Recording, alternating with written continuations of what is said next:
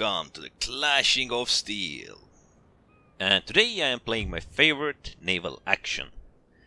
This simply is from Napoleon Total War. These are the naval battles in that game. Sadly I couldn't get a PvP game going.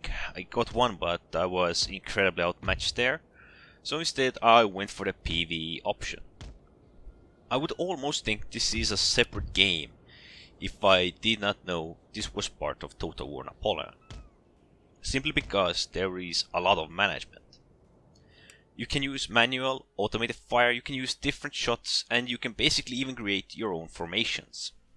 Although I have set mine up in a line formation, or actually in two lines. One are the stronger ships, and the other one are a bit weaker, which I'm willing to sacrifice. I also have two ships with mortars, just to help me against those heavy British, they're British galleons, no, they're not galleons, ship of the lines or first rates. And so I'm sending my main unit to pass by them, since their formation is moving straight in a line and the second line seems to be smaller and weaker ships covering the side. My focus is to hammer the first ship or the lead ship as much as I can. Punch it out of commission. That is also what my mortars will be targeting, just to knock the first ship out. If I can do that, the other ships will be delayed and I might actually have a chance here. This is not gonna go smoothly. Just for this battle against the NPC, I have crippled myself. My ship with most cannons is 72. Most others are with 62 cannons, there are also a couple of weak ones, but opponents have 140 cannons on their lead ship. That is a lot. And the only reason I have a chance is because of my two mortar brigs. Those are the game changers. They do not offer much in the way of their cannons, at least on their sides, but they do have two mortars in front of them, making them capable of delaying and hopefully burning some of these heavy... oh damn, that was a heavy shot. But perhaps it will just give me enough punch to knock out the heavy ships leading. But since the beginning of this battle I've actually had an advantage, the wind advantage. I have used that to maneuver against their lead ship, main ship, and now I'm turning it back. I don't directly want to go against the wind, but I can't go just by the side of the opposing line. Otherwise my lead ship will just be annihilated. So my focus at first was to use my first line formation to cut off their front, which I somewhat succeeded at. I happened to force them in the right direction against the wind, giving me a chance to turn around and head back without taking or opening myself to too many opponents. And now I have my second weaker line, which I'm willing to sacrifice, pull away focus, and defend the mortar brigs, just to keep the mortar brigs out of combat, out of the engagement range of many other battleships. Because a fight against all of those cannons, I cannot win, they will just outnumber me. Even behind the first ship there are behemoths with 100 plus cannons. As it can be seen from the small red flag above their banner or next to their banner, they're morally shaking and they seem to have routed. So the second line, I think I kinda messed up here. I should have turned sooner into their line, crossed through it, created confusion and used my main line to just pummel them, while the mortar brigs harassed them. But instead I kinda wasted them. But one thing I like, that they're automatically shooting and their focus is in a small area and preferably shooting at two ships tops. So the only reason I have an advantage here is simply because of the mortar brigs. I wouldn't even call that an advantage.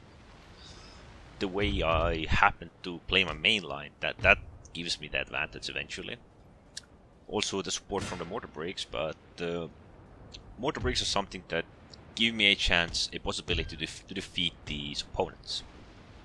And this is where it can easily be seen how my second line messed up. The first ship has taken such a heavy pounding. What actually adds to the interest of this game is that you can actually anchor your ships, you can reform them, give them some typical forming orders, and you can just repair them. Not all of the small ships or everything like that, but some of the big ships can actually be repaired and well, as they won't restock your cannons, which have been lost, either destroyed or fell into the sea. But it is still interesting that you can pull out a heavily wounded ship, restore it, repair it, and send it to combat once again. In Napoleon Total War, the naval battles, the naval warfare is one of the best I have seen. Yes, you do control a fleet, you're not part of it, or you're not controlling a ship, but you can actually create a combination. You can make a difference just with tactics with right ships.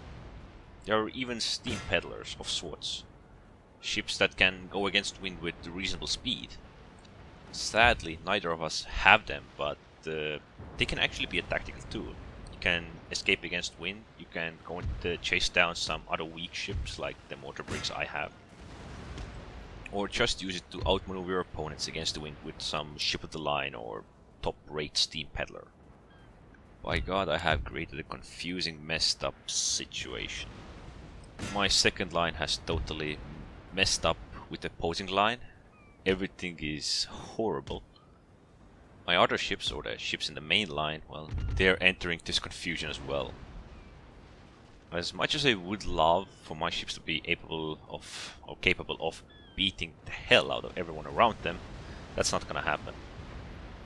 I'm still relying heavily on mortars, which have actually knocked out many of my opponents. Ooh, one is even burning. And they really do love the explosion when an opposing ship just blows up. Blows into pieces.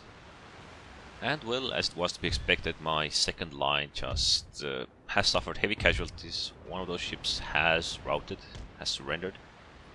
And I have to say, some of them are, yeah, another just routed, and kaboom, smithereens. That wasn't even the one that was burning at first. Well, this one is still burning. Works for me. Oh, and one of mine is burning as well. Gotta repair that. I am repairing. So, I have knocked out some of their heaviest ships. Now I can finally deal with all the weaker ships. I wouldn't exactly call them weaker because they probably have the same amount of guns as I do, or maybe even more. I'm gonna have to reform myself just to get my ships back in order, otherwise they're gonna be acting like... well, they're gonna be close to each other otherwise, or just gonna mess up in some other way. But, incredibly enough, this battle has turned, or seems to have turned into a chase down the wind. I believe I have all the advantages, and here on out it's just slaughtering them. So I believe Total War Napoleon sea battles are something really special. They are incredibly interesting. Sadly, they're mostly at the open sea. I actually think they're all at the open sea. But the ships and systems are incredible, especially these mortar brigs. I think there are even rocket ships that offer a different type of effect on bigger ships and have the same basic use as these mortars. Also some ships with carronades that have limited range but pack quite decent punch. So I simply think these are one of the best sea battles in Total War games that I have seen. Yes, there is no landing effect like there is in Rome 2. And of course all of the ships are ranged, but they do offer boarding capabilities. That is where the numbers and everything else starts to play a role. Even in campaign map, if you lose your soldier, your ship will next time have the same casualties unless it is brought to dry docks and repaired. Most of the damage will be repaired, but no cannons will be restocked unless it is brought to dry docks.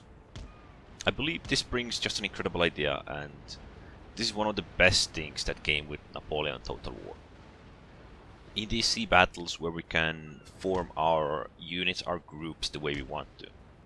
Yes, there are 4 main formations we can use, but we can also create our own and just group them like that. They will try and use that formation, no matter how ridiculous or how simple it may be. Simplest formations can often even pay off. As you can see, most of the battle I have used my line formation. There was a moment where I briefly commanded my ships alone, just to get past my repairing ships or get a move on. But the idea remained the same, and well, most of them are dead. I think there is just like a couple of trade ships and yeah, few of these a wee bit stronger ones left. So I believe Napoleon Total War, or the sea battles in it, are one of the best we have seen in any other Total War game, or in any other naval warfare game for that matter. But that is just my opinion. This is what I really like about Napoleon Total War, the ship battles. Anyways, don't forget to subscribe, and thanks for watching.